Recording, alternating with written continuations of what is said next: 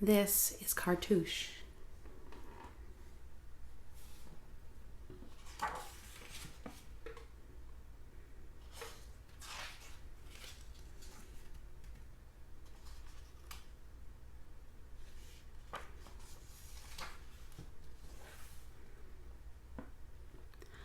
A time or two ago, in a country corner of the forest, lived a dozen or so small creatures called Furry Eyefulls.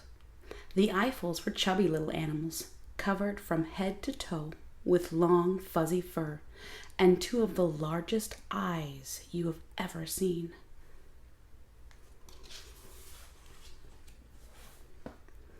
All day long, they would walk along the many trails of the forest with their wide eyes open, looking for beautiful things to see.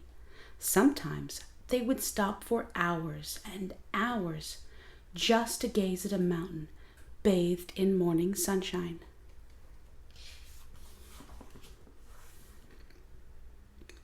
They were known to sit on the beach and stare at their mirrored reflections in a lake. Once in a while, a glistening fish would flash to the surface, making ripples on the water.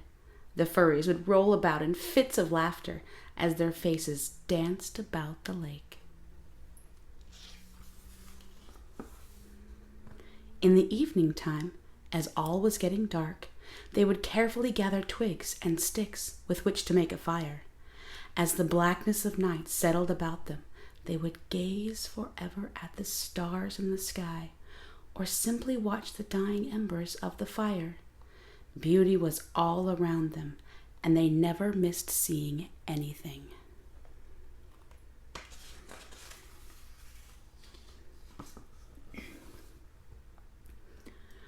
But even with the Furry Eyefulls, there were problems.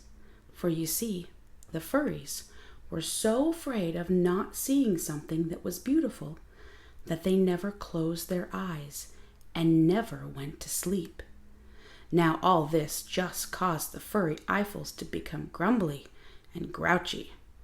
You know as well as I do that if you don't get some sleep, you can get awfully cranky and sometimes downright mean.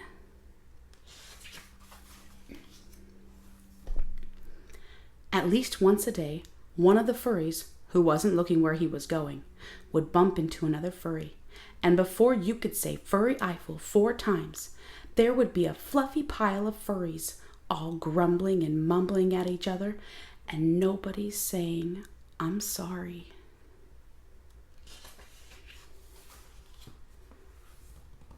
Well, things could have gone on like this forever, had it not been for one small furry who stopped to watch a bright green snake who was wrapped around the stem of a flower.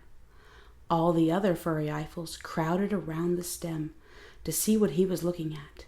They bustled and shoved and grumbled and growled at each other as the beautiful little snake wound softly to the top of the flower. "Who's there?"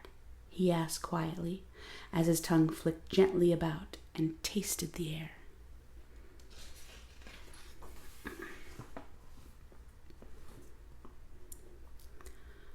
"Would you look at that?"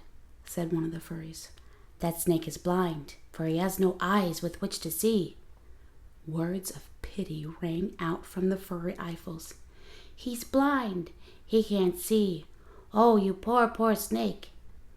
"Well," said the snake, "my name is Kartusch, and I would hardly call myself poor."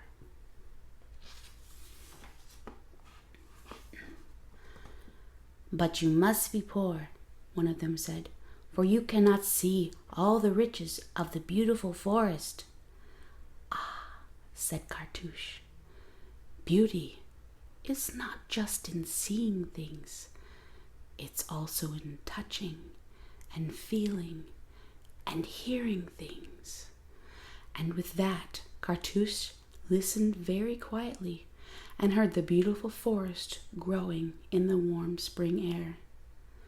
Well, The Furry Eyefulls were not to be outdone by a green snake, so they began listening very hard to hear this beauty.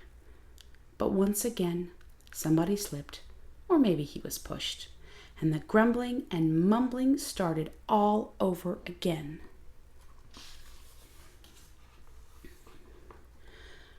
Kartusch listened around and then laughingly said, "You call me poor, for I cannot see, yet you must be poorer, for you cannot hear." "Oh, yes, we can," they said. "Just listen to this." And with that, they tried with all their might to listen to the beauty around them. But somebody coughed, somebody sneezed, and then somebody banged somebody on the knees, and then everybody started grumbling and mumbling again.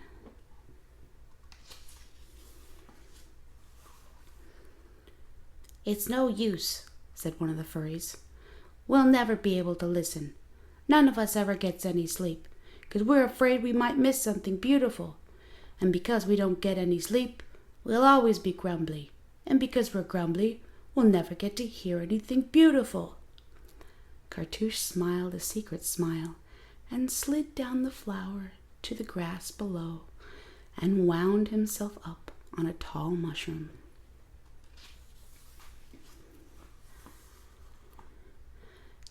"Gather round," he whispered, "and I shall teach you how to listen." All the Furry Eyefulls crowded about, trying to get close to the emerald snake. "Now all of you," said Kartusch, "sit very quietly and softly close your eyes." The furries sat down with a bump on the grass, and after squirming around for a bit, they all, one by one, began to close their eyes and listen.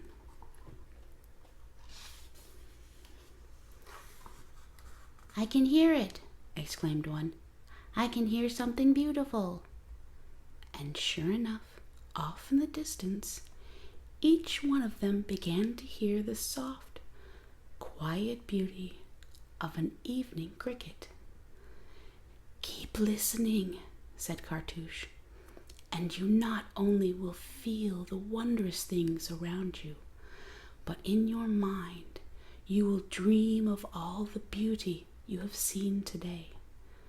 One by one, the furries gently fell asleep as the sounds of evening wove their dreamlike spell. Kartusch listened to the soft sounds of night around him, and he thought, "I may not be able to see with my eyes, but I can see all that I need to see when I listen with my mind." And with that, he fell fast asleep.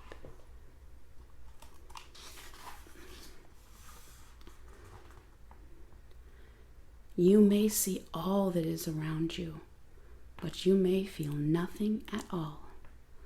So try and close your eyes so tight and listen to the nighttime fall